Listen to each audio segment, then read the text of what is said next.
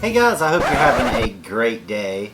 Today I wanted to talk to you about the most common Civil War artifact encountered in the field of relic hunting and collecting, and that is Civil War bullets.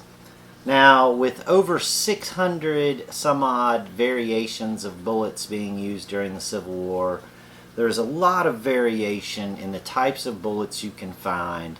And I think that that is a part of why I still get such a thrill out of finding a Civil War bullet, is you never know what kind of bullet it's going to be. And it is an amazing piece of history to think that at one point in time, these bullets were being carried around the country in an effort to kill other Americans. So it's just a really neat piece of history, and it's something that can be easily confused with all of the variations, 600 some odd variations of bullets being used. There is a lot of similarities and a lot of minute differences that can enable you to be able to identify these bullets. So I thought today we would take a quick look at the most common identifiers in Civil War bullets and some of the nomenclature that will help you to be able to identify these bullets or to describe these bullets to someone who can identify them for you. During the Civil War, the United States had over 1 billion bullets manufactured for them, and the records indicate that there was like 200 million manufactured for the Confederacy. And that doesn't take into any consideration bullets that were hand cast in the field by soldiers. So there was a lot of bullets and a lot of variety out there. With that said, let's talk a little bit about Civil War small arms projectiles. And the first thing I want to talk about is my reference. I use Civil War projectile, small arms, and field artillery with supplement number 2. And this was written by W. Reed McKee and M. E. Mason. And a lot of the Civil War collectors refer to bullets as MM number, and that means McKee and Mason number. And the bullets are numbered inside of this book so that you can reference them. It's good to have one of these references, but even if you do not have one of these references, the terms we talk about today will be great for you to be able to describe the bullet to someone else who might have a reference and might be able to identify the bullet for you. So let's get started and talk about the different ways to identify Civil War bullets. Now, the first thing that you notice when you look at a Civil War bullet is its profile. Is it a pointy bullet like one of these? And is the nose pointed? Is it a round ball like this? Is the nose rounded like this bullet? So we look at the initial profile of the bullet. The next thing that is immediately obvious to you when you look at one of these bullets is if it has rings on it.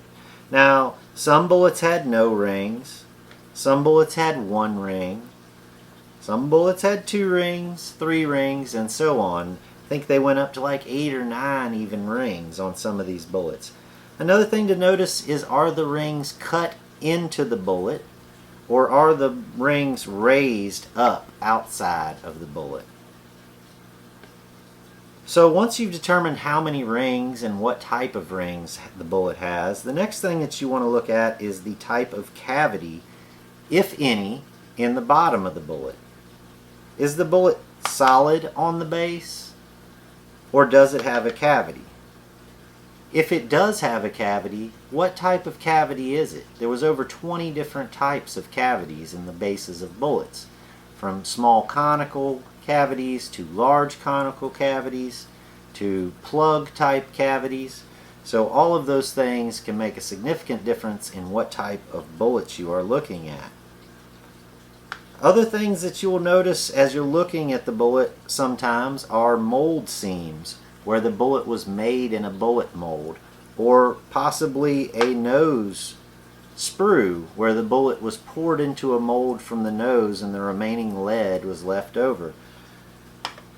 Some bullets also have excess lead sticking off of the bottom for a certain purpose. There were tie-ring sharps, and there were these Williams cleaner bullets that had an external piece sticking out of the bottom of the bullet. That will also help you determine what type of bullet you have. And finally, and possibly the most important determining factor, is measuring the bullet. And in order to do that, you will need a set of calipers. I have a set of digital calipers here. And you will be measuring in 1/100ths of an inch when you measure these bullets. To measure the width of the bullet, you measure at the base of the bullet, at the widest portion of the bullet, and you make sure that it will pass in all places through the calipers. Once you have that measurement, you have the width of the bullet. And then to measure the height, of course, you start at the base of the bullet and you measure straight to the nose of the bullet. Those two measurements can be critical in determining what type of bullets you have, because there are so many different varieties of Civil War bullets and many of them look very similar. So knowing those measurements can go a long way in determining what type of bullet you have. Typically, once you've narrowed down how many rings, the profile, the length and width of the bullet, and the cavity type, you will know what type of bullet you have. So I hope that helps you guys out a little bit with your nomenclature on Civil War bullets, and maybe it will help you to identify a Civil War bullet you find in the future. I'm hoping I can get out and find some, maybe tomorrow. I'm not sure. I'm going to try and go on some sort of adventure tomorrow. I've been cooped up in the house, so I'm definitely anxious to get out. I hope it's helped you guys out. See you tomorrow.